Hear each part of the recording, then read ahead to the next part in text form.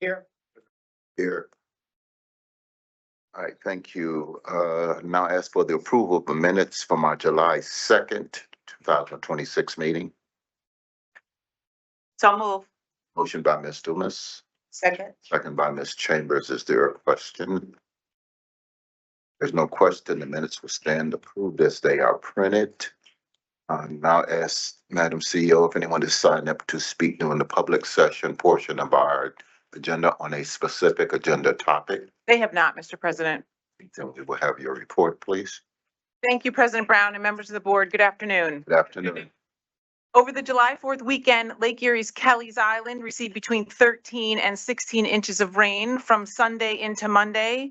This was a rainfall record for Kelleys and is another example of the changing probabilities of these events that we're seeing both across the Midwest and the Northeast.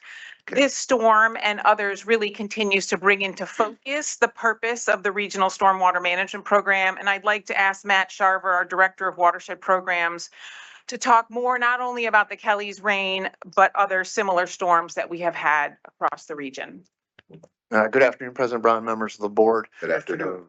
Going to give you an update, and we brought these updates to you in the past, and we've touched on the Hurricane Helene, Western North Carolina episode and events in Spain in the recent past, but they seem to become more frequent. So John, if you can just go to the next slide. So as the CEO mentioned, Kelleys Island did experience a pretty significant event over the July 4th weekend.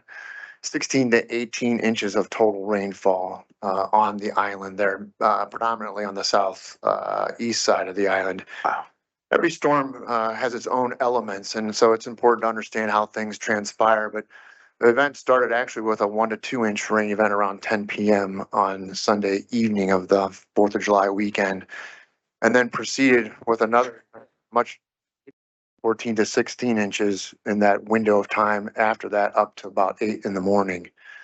So John, if you click ahead, they have recorded up to 4 to 5.5 inches per hour during that event.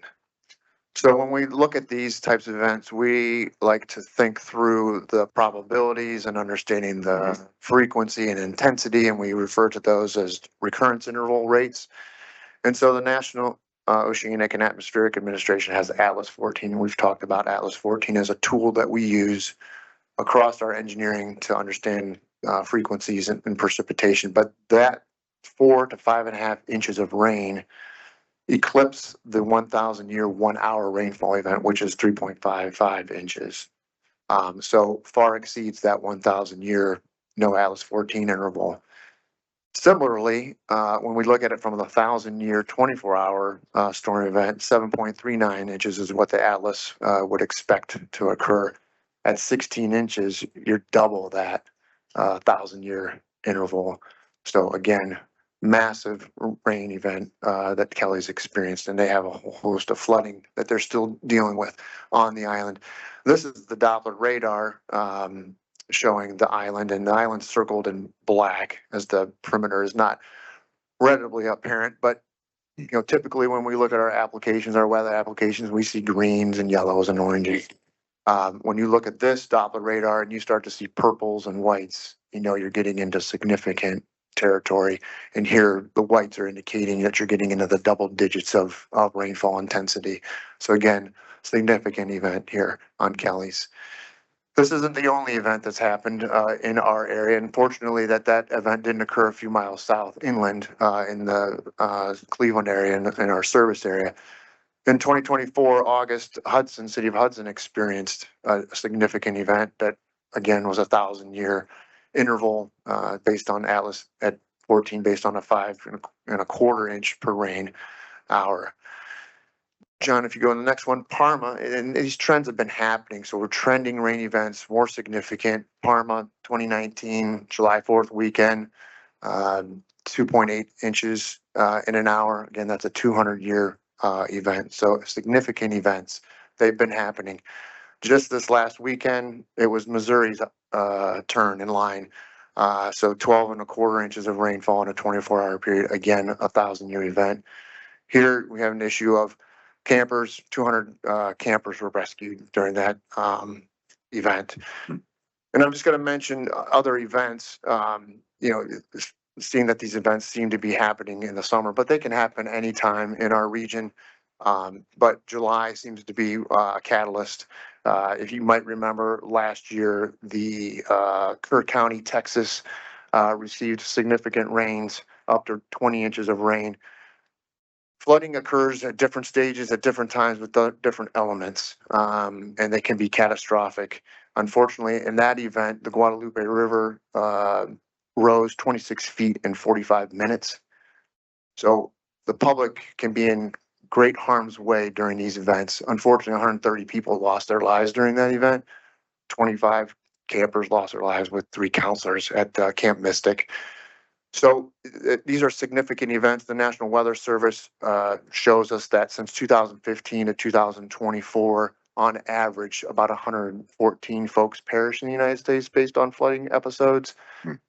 Many of those are vehicle related, folks trying to traverse flooded waters and experiencing flooding. So these are serious events. This is not a game. And so we take our work seriously as public servants. We're doing 3 things as we kind of progress into this new area of probabilities. We continue to inspect and maintain the regional stormwater system for full conveyance. We'll continue to do our stormwater master planning and our due diligence and understanding what our modeling results show us and how to develop recommendations and bring forth projects. And then we will continue to execute those projects to keep our ratepayers as safe as possible in our regional system along the regional stormwater system. Yeah, to that point, because I know historically, we enter into contracts and we have rain gauges strategically placed throughout our service area. I'm sure that that data does tell us something in terms of what the trends are in terms of both intensity and duration. I understand that both of those continue to increase.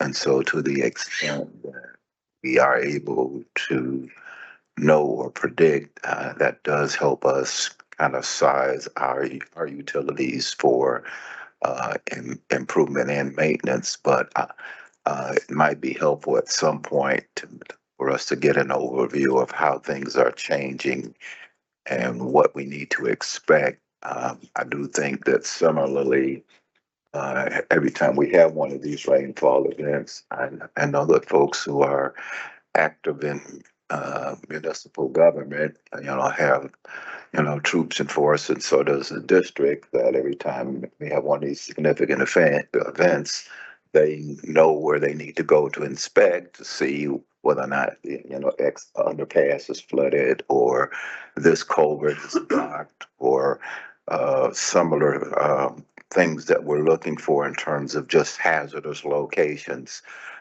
So to the extent that we continue to do that, or we have some indication as to whether or not things are continuing to escalate, which I suspect they are, it might be helpful because it's a good indicator as to what we're going to have to do in terms of level of service for stormwater, which, as we all know, is a separate funding source from the operating and capital budget. So just to make sure that we're able to keep up with the programming that's required, I think might be helpful for us to understand that at an appropriate point in time. Yes, certainly, President Brown, we can prepare some information regarding the tools that we continue to develop, the array of rain gauges, stream gauges, and the coordination with the other agencies that we work with to capture and understand the rainfall patterns that are changing and increasing in both intensity, frequency, depth, and duration. So. Great, thank you. Thank you, Matt. And as you know, President Brown, we continue to work with the U.S. Army Corps of Engineers and Ohio EPA on the permitting for the Doan Brook Restoration at Horseshoe Park project. This project will restore 7,662 linear feet of the north and middle branches of Doan Brook and address the public safety, as we just talked about, and environmental issues caused by the failing ODNR Class 1 high hazard dam that creates Horseshoe Lake. The public comment period for the Army Corps portion of the permitting process closed on June 25th, and I'd like to ask Robin Halpern, our Deputy Director of Watershed Programs, to provide an update on that and the potential timeline going forward. Good afternoon, President Brown and members of the board. Happy to give you an update on the Doan Brook Restoration at Horseshoe Park. I just want to start off by emphasizing that this is a stream restoration project with a significant ecological uplift. And in order to restore the over 7,000 linear feet of Doan Brook, we do have to remove a portion of the dam. And I say this very specifically because it helps inform how and the permitting path that we have taken on this project. Okay. So under the guidance of Army Corps and based on the fact that this is a stream restoration with that significant ecological uplift, they guided us to apply for a nationwide 27 permit. Nationwide 27 allows for ecological uplift projects. It could be taking a low quality wetland and turning it into a high quality wetland. It could be a number of things. So this project fit within all of the requirements of a nationwide 27. So we applied back in May of last year and had been proceeding through the permitting process. I want to just emphasize nationwide permits. There's a group of about, I think there's over 50 nationwide permits that are general permits that apply across the whole country. So they group them and they look at them when they issue the permits. The Army Corps says these types of projects have minimal impacts to the aquatic environment. So we can authorize them under these general permits. When they do that general permit, they also go through the National Environmental Policy Act or NEPA environmental review for those groups of permits. So then when you go and apply for a permit under those, you do not have to go through the NEPA process and the alternatives analysis for every project because the Army Corps has already done that for the whole group. So that is why there was not an alternatives analysis when we applied for our nationwide 27. So fun fact, every 5 years, Army Corps has to review and reissue the nationwide permits, these 50 plus nationwide permits. So we got lucky and they reissued them in March of 2026. And I jokingly say we got lucky because they made one small change to nationwide 27 that no longer allows projects that have dam removal, even if it's an overall ecological uplift. So with that information, the Army Corps, as the permitting agency, used their discretion and determined that they were going to proceed with our application now as a standard 404 permit. So where are we at with that standard 404 permit? The public notice and the 30-day comment period was issued on May 26th. And as Kyle mentioned, the comment period closed on June 25th. The Army Corps has received comments and is going through those comments and determining as appropriate if they're responding and how they're responding to any comments. Now, because we have to get a 404 Army Corps permit, that now means we have to get an individual Ohio EPA 401 permit, 2 different sections of the Clean Water Act. So I will update you as to where we are with the 404, or I'm sorry, the 401 permit. So we submitted our application to Ohio EPA for that 401 permit on June 23rd. Ohio EPA requires a lot of very detailed specific information, including an alternatives analysis. That is the same alternatives analysis that's required under the 404. So we have completed that. The application was submitted back on June 23rd. Ohio EPA has determined our application is complete. The next step is for them to issue us a formal letter of completeness, which is actually expected today. Haven't gotten it yet, but still time. In that completeness letter, they will also give us the public notice, the draft public notice. And that as soon as we're ready, that will get issued and begin the 30-day public comment period. In that public notice, Ohio EPA is going to hold a public hearing. That public notice will contain all the information about the public hearing, the day, the time, the location. And then after the public hearings, the public's given a couple, I think it's about a week additional time to submit additional comments that weren't submitted during the 30-day comment and during the oral public hearing. So that is where we are at with the Ohio EPA permit process. So where we are overall, again, any day now, we're going to have that public notice to begin the 30-day comment period on the 401 permit from Ohio EPA. The next step is Ohio EPA has confirmed that they will be having a public hearing. We do not yet know if Army Corps, so there's still a potential for an Army Corps and or a joint public hearing. After both of those, Army Corps and Ohio EPA have to review their comments and go through all of their decision documents and process, their standard process for reviewing and evaluating. And then Ohio EPA must issue their permit first, and then Army Corps will issue their permit. So we are still on track and are hopeful for a permit, or both permits to be issued in the third quarter of this year. I can take any questions. Questions? No. Okay, appreciate the review, and the oversight because, I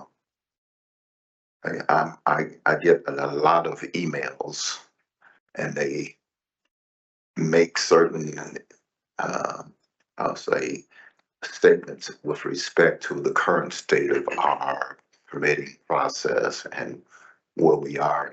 As you know, as I sit here and listen to you, it says that we've done everything that we're required to do at this point.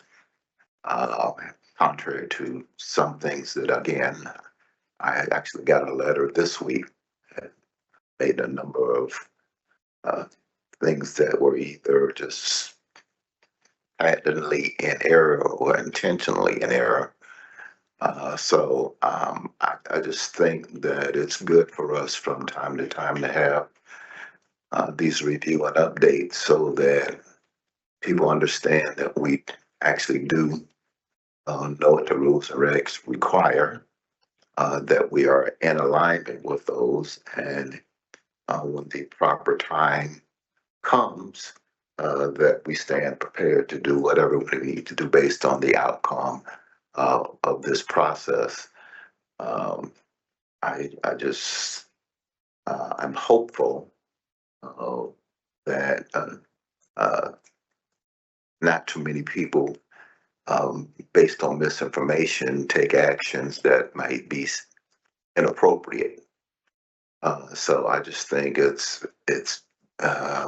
important, from my perspective, that we continue to make sure that we're very vocal and clear about what the project is, what the requirements are, and what we are doing to make sure that we are not just in compliance, but that we've done all of the due diligence required to make sure that we are following process. So I just think that's important. I know that sometimes it's, I know it's got to be hard for staff to hear these things. Sometimes I am not the subject matter expert. I've been around the business long enough. I've spent almost 50 years in public utility work, so I know and understand the business that we're in and what we're doing.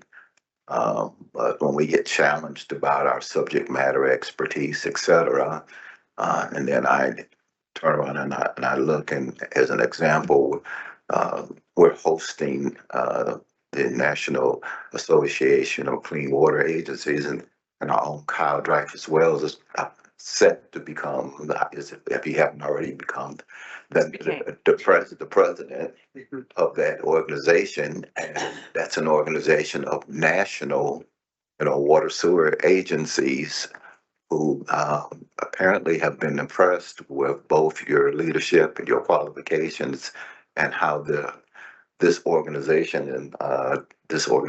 being NERSD has positioned itself. So it's a feather in your cap, it's a feather in the organization's cap. And I just think that sometimes people tend not to look upon their own folks locally and give them the respect and the regard that they are due. So I just wanted to take a moment to say that we certainly are honored and proud of this honor that they are giving you.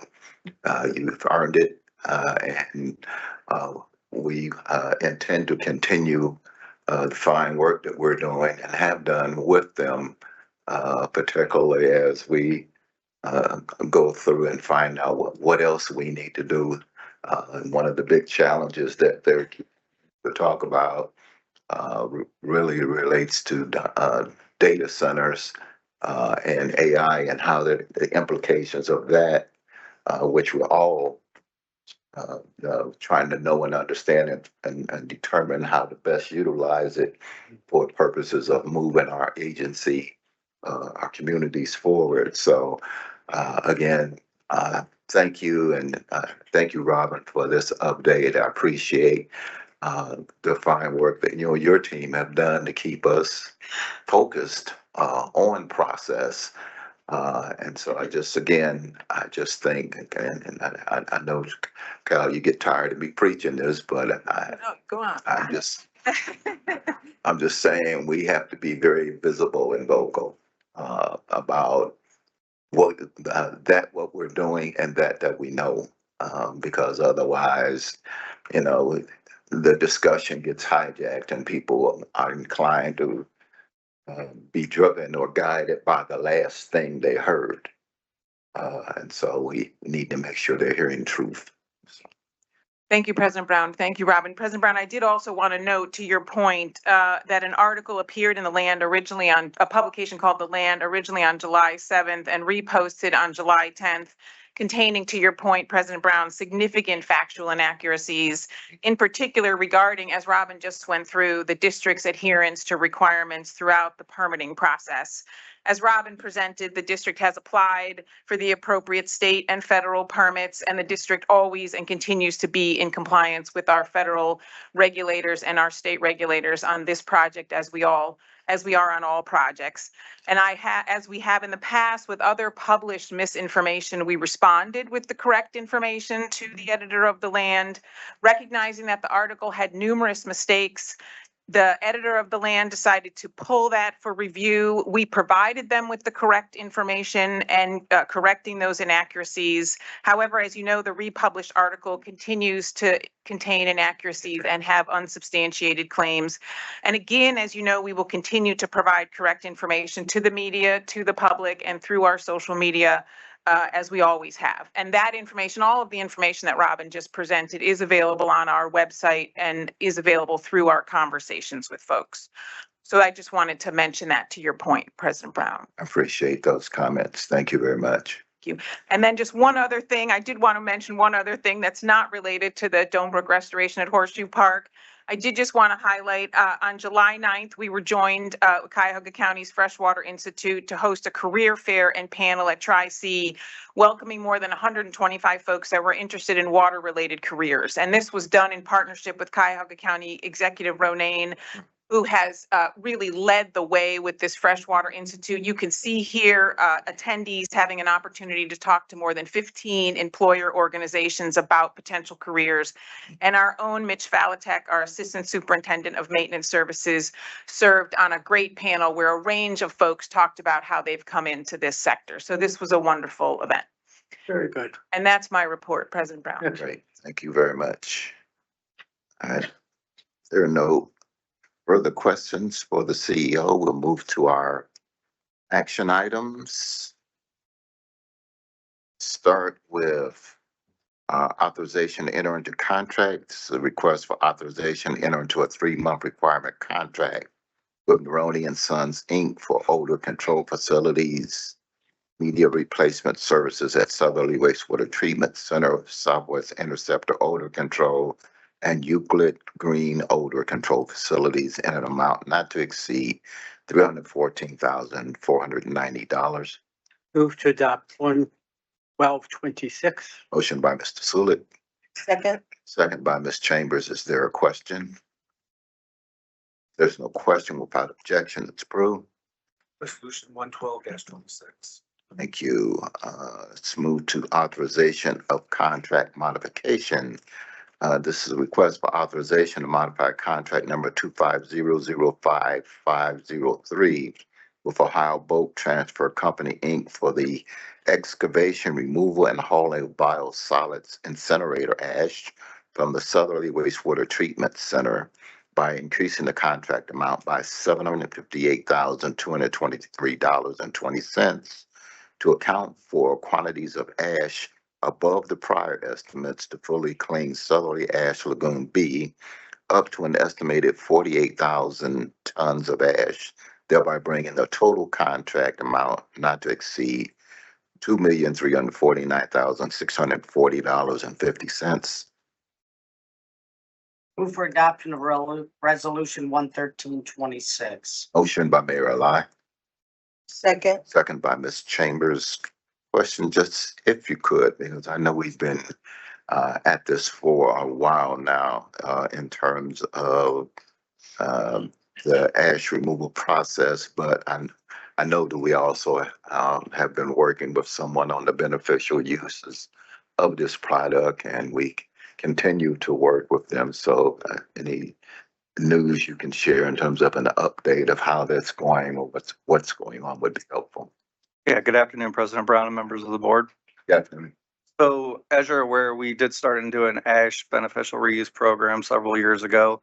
It's going extremely well since 2018, so 7 years. We have not sent any of our ash byproduct to landfill. All of the ash has been reused by our beneficial reuse agreement. Great. That being said, this particular contract that we're looking to modify is separate from that. So what this particular contract is the hauling of the ash and also provides an allowance if we would have to divert to landfill. So we have not had to do that in 7 years, which is great news from an environmental and sustainable standpoint. Okay. The reason for the request for the contract modification, we clean one lagoon every calendar year. So this particular contract, the intent was to clean 2 lagoons.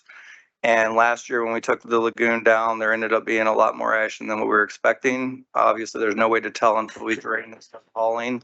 So what we want to do with the amount of a cooperation that needs to go into shutting down basically the tow path so we can have several hundred, if not thousands of trucks in and out to haul all this ash out. We want to make sure that when we take this lagoon down, we can fully clean it because we're going to time this in the fall as we always do. And then after it's cleaned, engineering and construction is currently doing condition assessments on all of our lagoon liners. So this is the last one they need to inspect so we can come back to the board with what we're going to do on the lagoon liner rehabilitation. So that's the main reason we want to make sure we have enough funds to get that lagoon completely clean when we start the process. Any other question or concern? Okay, if not, then without objection, it's approved. Resolution 113-26. Thank you. Let's do authorization to close out public improvement contract. This is authorizing the final adjusting change order to close out public improvement contract number 2500660 with Cold Harbor Building Company for the Easterly Actuator and Skimmings Collection Trough Replacement Project to decrease the contract amount by $58,613.69, thereby bringing the total contract amount to $2,162,386.31. Make the motion, Mr. President. Motion by Mayor Bocci. Second. Second by Ms. Dumas. Is there a question? If there's no question without objection, it's approved. Resolution 113-26. Thank you. Now we have a hearing officer findings and recommendations. This is a recommendation for the adopting the findings and recommendations of the hearing officer with regard to sewer count of Marco Road ending in 7419, sewer district hearing number 26-003, that no further action be taken on the account. Move to adopt 11526. Motion by Mr. Sulik, Second. second by Mayor Ali. Is there a question? There's no question without objection. It's approved. Resolution 115-26. All right, thank you. And then finally, we have authorization to adopt. This is the recommendation for adopting revisions to Title I and 5 of the district's Code of Regulations, reflecting sewer and stormwater rate adjustments for years 2027 through 2031, and including several other non-rate changes in Title I, all as presented. Move to adopt resolution 116-26. Motion by Ms. Chambers, Second.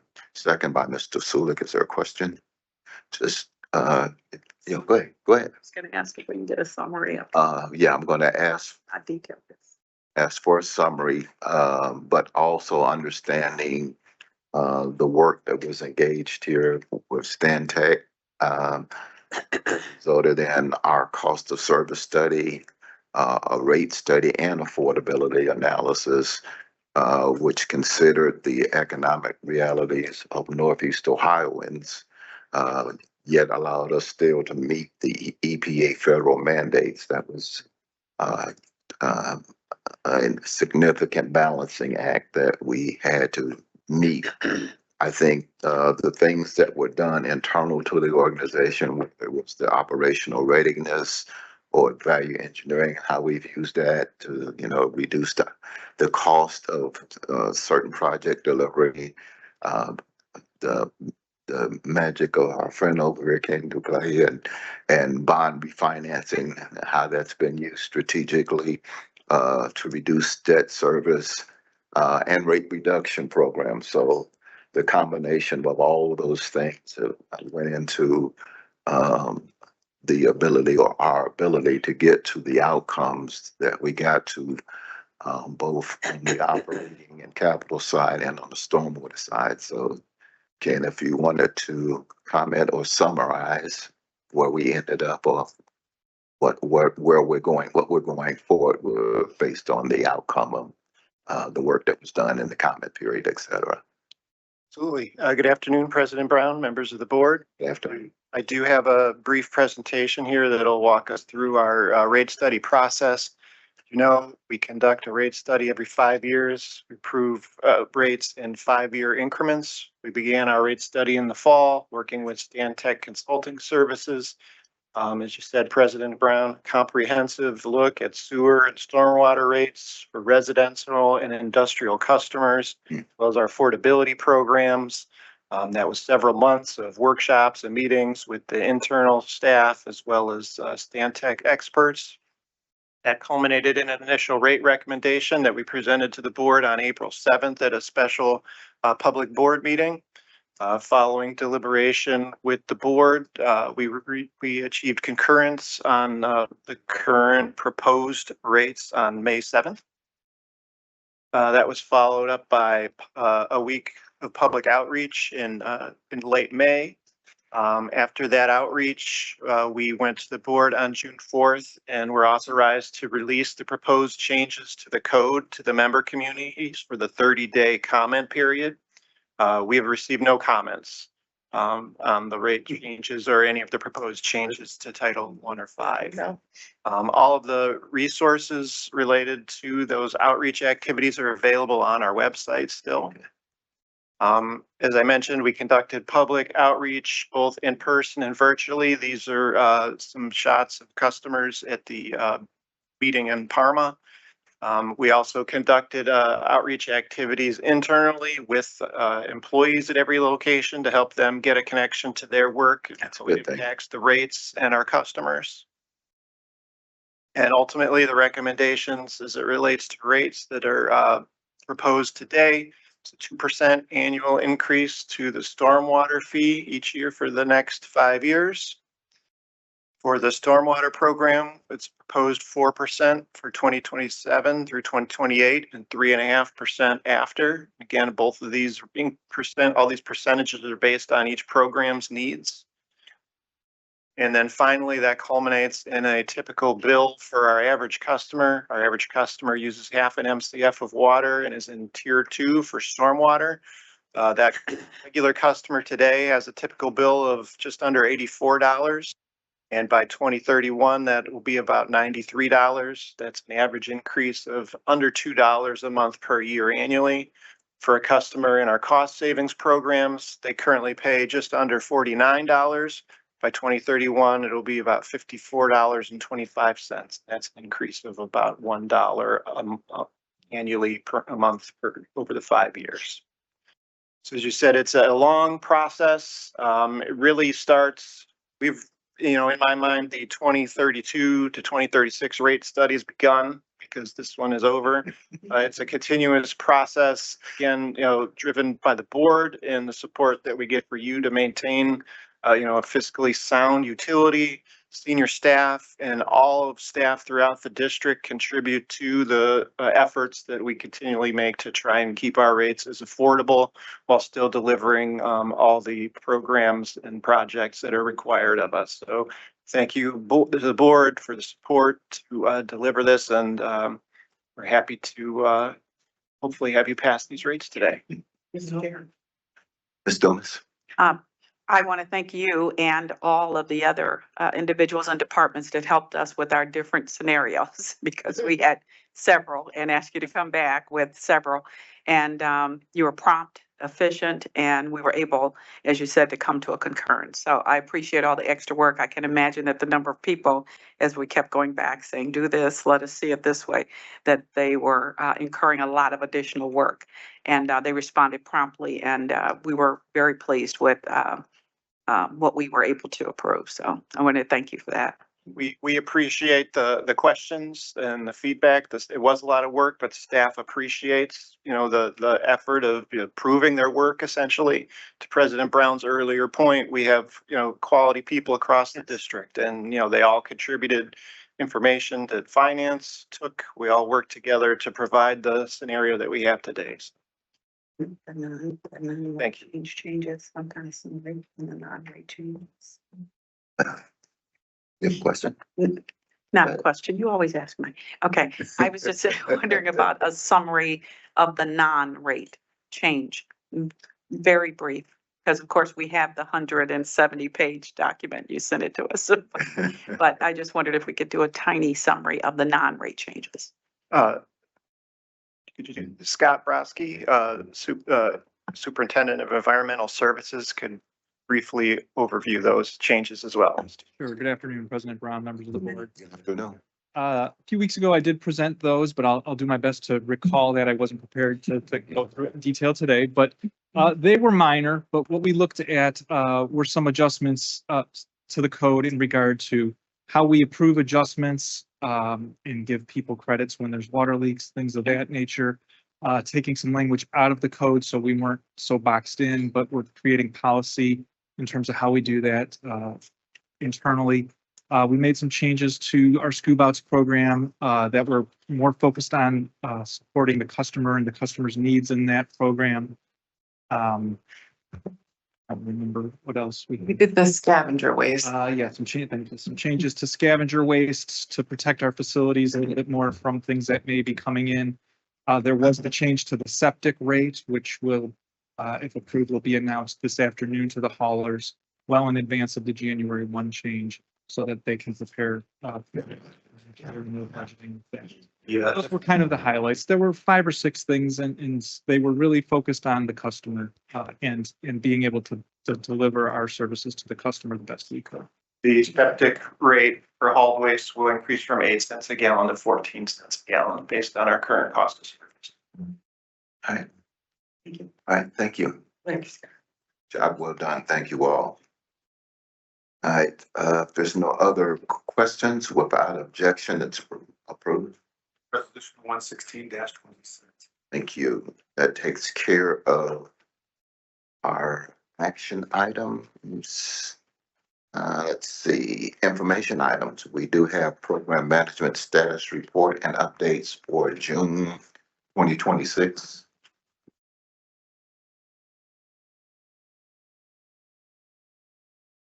Good afternoon, President Brown, members of the board. Good afternoon. I will today be going through the 2026 mid-year status update for the capital improvement program. Okay. I will first walk through our contract management, our KPI update for the mid-year, and then some updates on Project Clean Lake. To date, we currently have 85 contracts that are underway, valued at over $1.3 billion. You can see the breakdown by phase where we've got just about $1 billion in construction and the remaining that are in design. And then by location, about 3/4 of the work is within our collection system, bulk of the work tied up with our tunneling. And then the remainder of the pie is tied up within our plants and then our district-wide efforts. In terms of our contracts that we have for our actuals this year to date, we have 3 professional service awards, 3 contracts that we have awarded.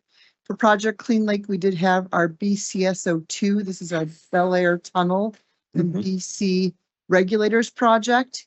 We in addition had our Edgewater Beach Surge Tunnel, which will hopefully do some improvements at Edgewater Beach with our 069 outfall, and our General Engineering Services project for the collections General Engineering Services work.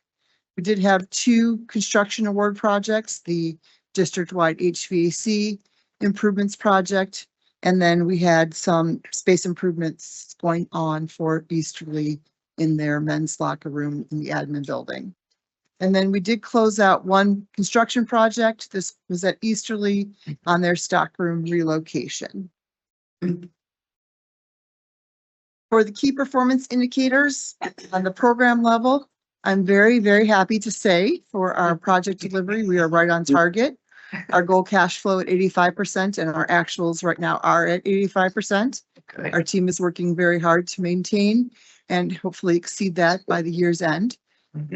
At the business level for the BOP program goals, with the 25% goal to date, we are currently at 36.42%. On the planning level, you'll see we complete the CIP process later in the year and we'll report back on that. We do have 9 of our required consent decree compliance milestones, of which we've completed 1 so far. On the design side, we're meeting all of our KPIs from completing the design within 60 days of planned. We do have 1 VE savings I did want to mention for $2.2 million. This is for our CSO 203 relocation right along Lake Erie. We are relocating one of our CSO outfalls for some upcoming work that's happening with the Cheers project the Metro Parks is doing. So we did identify for a ability to reduce the size of our new pipe that's offered this value engineering savings here. We did have as well, you can see the remaining 3 items under the design. We are meeting our KPIs there. Under construction, we are showing 2 items here in red, which we did not meet for substantial completion within the range and construction contracts within 95% of the original contract. We have only closed out 1 project to date. So hopefully as the year progresses and we close out the additional ones that we are projecting, we will come back within the normal range which we're shooting for by year's end. And as I mentioned, we have only closed out 1 project to date this year. And on that project, we did have the BOP goal of 25% and the actual was 36.42% meeting rate. For Project Clean Lake status, we do have 77 projects that are either completed or active. We only have 1 future project that is not been either completed or began. It's kind of hard to believe. To date, we have either spent or awarded $1.88 billion. That's in 2009 dollars, which we brought everything back to on a common level. And the VE savings, which we just recently added to, that we have at $591 million in value engineering savings. We're still showing at our 2 billion gallons in reduction, and we continue to work towards that. Our ultimate goal, estimating the remaining CSO volume at the end of the consent decree of 155 million gallons.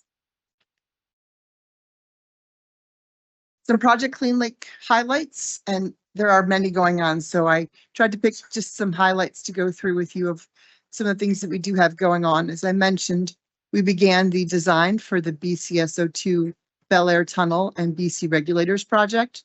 That's one of 4 projects that are going on in the Big Creek Tunnel system. combined, those four projects help us to reduce an annual 580 million gallons of CSO control.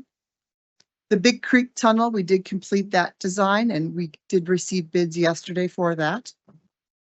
We completed the design for the Southerly Tunnel dewatering pump station project that is on the street right now for bidding. That project, along with several others, helped to combine for the Southerly Tunnel system controlling 760 million gallons of annual CSO control. We are also continuing our mining both on the Southerly Storage Tunnel and the Kingsbury Run consolidation sewer that are part of that Southerly Tunnel system. Looking ahead for the remainder of 2026, again, just some highlights. We will be commencing the construction, hopefully, of the easterly chemically enhanced high rate treatment. As you know, that's out for bid again, and we will be receiving bids later this month. That project alone will help to reduce the 745 million gallons of annual CSO control. The Big Creek Tunnel, as I mentioned, we did open bids yesterday. We will be coming back to the board next month to a request to award construction to begin on that. That will be part of the 580 million gallons of annual CSO control. We will look to commence construction of the Southerly Tunnel dewatering pump station project.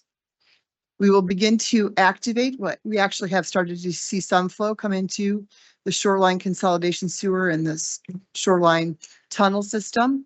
But by the end of the year, we will have this system in full activation mode, which will reduce 350 million gallons of annual CSO control. And we will also achieve full operation of our Southerly chemically enhanced high rate treatment. That's our control measure 5-2. With that, I'll take any questions on our capital improvement program to date.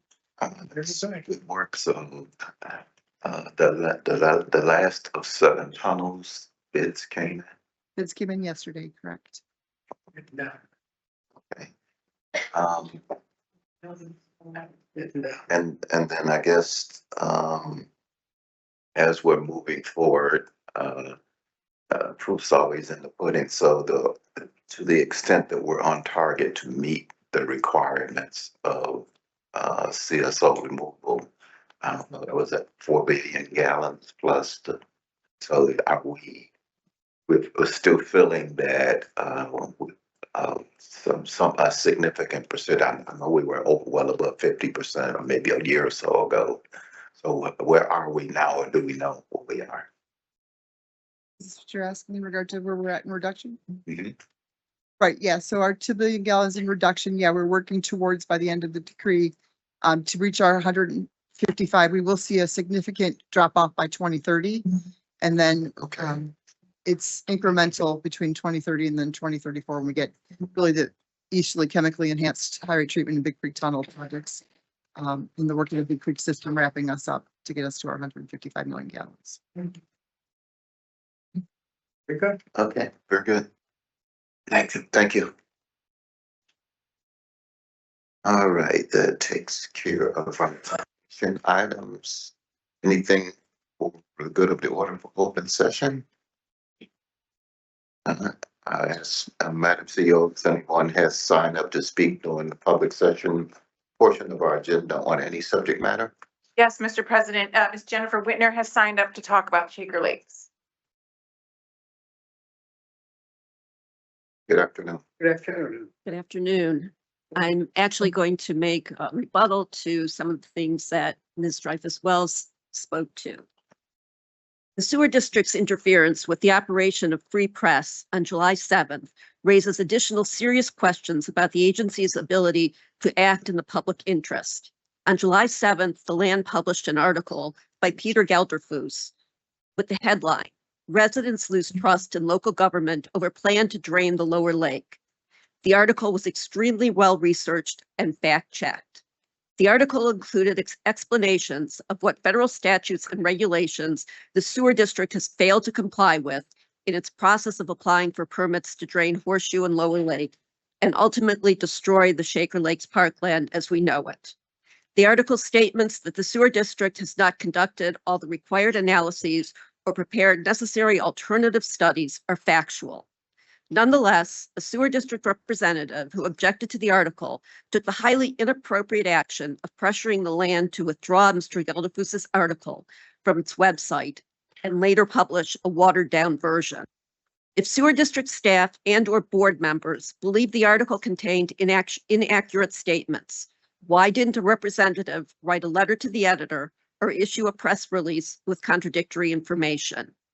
This action raises abundant questions, such as what other information important to the public regarding the Shaker Lakes or any other project is the sewer district suppressing? Why is it suppressing and distorting information? How can any statements the sewer district provides be trusted given this blatant and inappropriate manipulation of access to the land's publishers? I'm hoping the public gets some answers. Thank you. Thank you very much for your comments. I will note that in my previous experience as the chief operating officer for the city of Cleveland for 18 years, it was common practice for us, if there was something that was reported inaccurate, for us to contact that news media outlet, give them the correct information, and they could choose whether or not they wanted to modify, retract, or do nothing. So I think in the interest of making sure that the in this case the land knew that we were concerned about accuracy of information, we did send it to them. They could have done nothing. They could have did what they did, which is to modify or redraft the article. I read it as well. It's still inaccurate.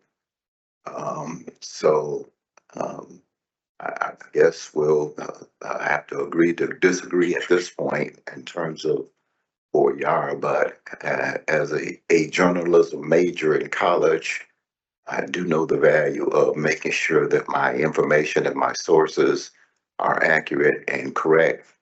And errors do get made. And it's up to the parties, the interested parties, to have a candid discussion about what is accurate, what is fair, what is right. And we can't tell them what to print or not to print, but we can certainly comment on it. And that's what I would encourage staff to continue to do. Particularly, I think we contact them as well when they print something that's good and we agree with it. So I think that, we do agree and believe in the free press, but that does include also our right to be heard as well. So again, thank you for your comments, Madam Chair. I don't know if you had anything you wanted to add or. No, President Brown, I appreciate your summary. That's exactly correct. We provide the correct factual information, and obviously that information is also available on our website and has been available for quite some time. It is unfortunate that the inaccuracies continue in that article. Right. We have anything for executive session today? No, sir, Mr. President, we do not. All right, then that means that we have concluded our agenda items for today. Willing to entertain a motion to adjourn? Make that motion, Mr. President. Second. Second, Ms. Dumas, without objection, we're adjourned. Thank you.